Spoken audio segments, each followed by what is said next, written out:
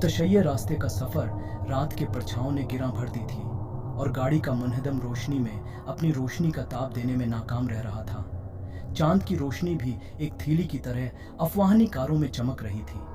दिल में डर की लहरें गुजर रही थी, क्योंकि रात के अंधेरे में ये गाड़ी एक भेड़िया गाड़ी नहीं बल्कि एक राजों की गाड़ी थी जो एक मशहूर रास्ते पर जा रही थी। रास्ते का नाम मुछिया रास्ता था और उसका मानी था कि जो शख्स उस पर चला जाए वो कभी वापस नहीं आता। इस रास्ते पर खौफनाक कहानियां मुंतशिर होती थी, जिनकी वजह से लोग इस रास्ते का अजद अवॉइड करते थे।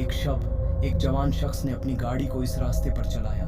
इसका नाम अब्दुर्रहमान था और वे अपने दोस्तों के साथ गायों जा रहे थे। गाज की मीटर चलते चलते कम हो रही थी और उनका मुनहदम गाड़ी अब एक नन के अंधेरे रास्ते का सामना कर रही थी। यार, ये कितनी अजीब महसूस हो रही है, अब्दुर्रहमान ने दोस्तों को कहा। जी हाँ, बहुत अजीब, इनके दोस्त जवाद ने जवाब दिया।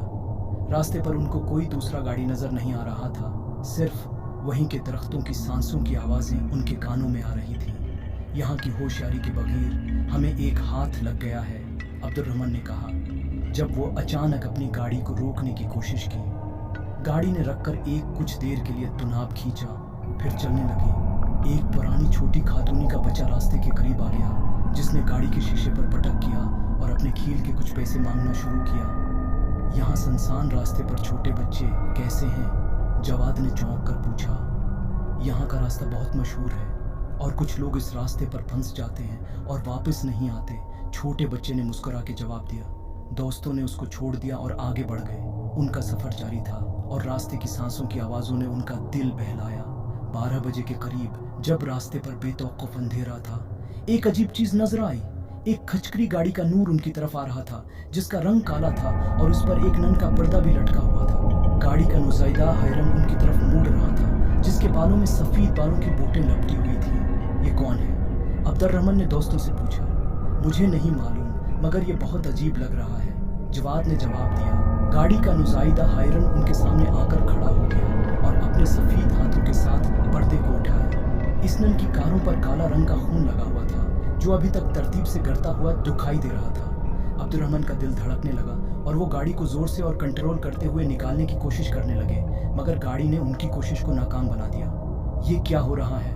जवाद का दिल भी तेजी से धड़कने लगा। गाड़ी का नुज़ाइदा हैरन अब अपनी पर्दे को उठाकर उनकी तरफ ध्यान देने लगा और उनके साथ कुछ अजीब अजीब आवाज़ें निकलने लगे। वो गड़ते हुए खून के कर्मों की तरह आवाज़ें कर रहा था, जो दोस्तों की रगों में खचक कर रह गई थी। ये है गाड़ी का नुज़ाइदा हैरन की कहानी, अब्दुर्रहमान ने गरज कर कहा। उसका कोई कर्म है और ये नन की तरह लग रहा है। गाड़ी का नुज़ाइदा हैरन अब अपनी पर्दे को ऊपर कर लिया और अपने दोनों हाथों में एक लांती चम्मच उठाया।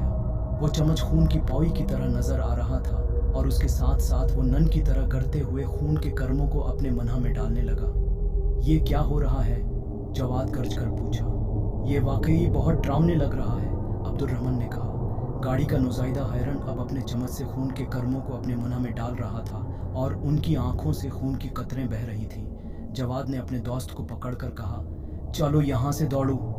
दोस्तों ने गाड़ी को उतार कर रास्ते से दौड़ना शुरू किया, लेकिन गाड़ी का नुज़ाइदा हैरन उनकी पीछा कर रहा था। दोस्तों की गाड़ी ने बेहुदा रफ्तार से रास्ते को दौड़ते हुए छोड़ दिया, लेकिन वो नन ने पीछा कभी नहीं छोड़ा। उनके दिलों में अब तक वो खौफ का दारिया छाई रही और वहीं रास्ते पर उनका सफ़र जारी रहा, मुछिया रास्ते का सफ़र। इसी मज़ीद रोमांचक और दिलचस्प डरावनी कहानियों के लिए हमारे साथ जुड़े रहे और हमारे चैनल को सब्सक्राइब करना न भूलिएगा, ताकि आपको लेटेस्ट अपडेट्स वक्त पर मिलती रहे। शुक्रिया।